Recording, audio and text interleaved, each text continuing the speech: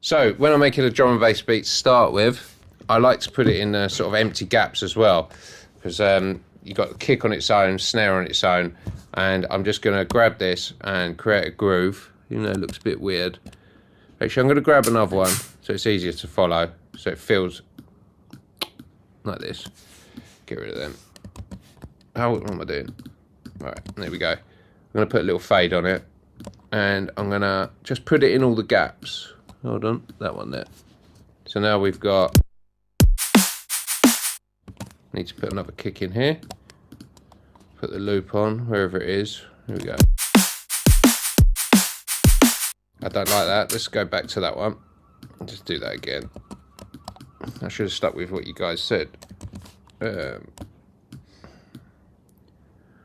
Was it there? And then there, I believe. I'm gonna just keep one of the snares. We'll use this one. So, important things of making music in general. The length of your drums is very, very important. The tuning of your drums is very important. So, with this kick drum, for instance, it's quite long, but I've designed it long so I had more scope with it. I'm actually going to bring it back to about here and put a fade on it and bring this up here. To me, it's lost a lot of its sort of thumb, so maybe about here. Because what you got to realise is the longer the sounds, more of your headroom you're going to eat up, and you know it's quite hard. If you've got really long kick drums, then you add a sub, everything keeps doubling up, and really you've got to get it to a point where things are almost playing on their own. Does that make sense? So shortening a kick drum does have a massive effect in the end. I'm just going to copy this one here. And these snare drums, they're cool, but I might just put a little fade on it to see how it sounds. It's a lot tighter, so we just go with that for the time being. I mean, we could then layer some other stuff on it, you know, breaks or whatever, and put some more percussion on it.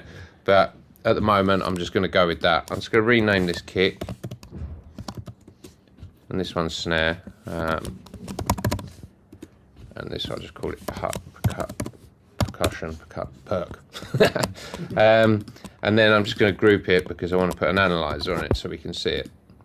And the analyzer I'm going to use will be an oscilloscope. When we go to this one here, and we're going to look first of all at the kick drum. So say if you're designing sounds and you don't have a waveform, obviously this is a pre-made kick. If you add an oscilloscope, you can see it like this, and you can zoom in. So when you're creating a sound, turn this down. You know, you don't have to just use your ears. You can look at the length of it, the design of it, you know, and so on. So if you guys used oscilloscopes in your writing and stuff here before, yeah, they're really useful. And also, you can also use them for clipping. You can get a clipping tool, which I'm going to talk about, and see how loud you can get things and what's actually going on. So oscilloscopes are really important. And when you've got it on a full drum kit, because we've just grouped it or bussed it, that you'd call it in Logic, you can also see where everything's sitting in relation to each other.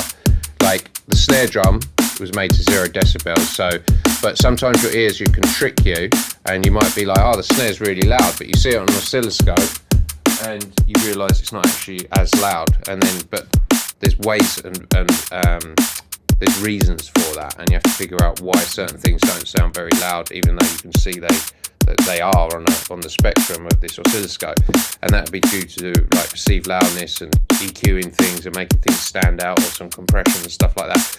So yeah, a load of waffle I'm talking at the moment, but sometimes even hi-hats can be too loud, and it just gives you a way of seeing where everything's hitting. Does that make sense? Kind of waffling, but yeah.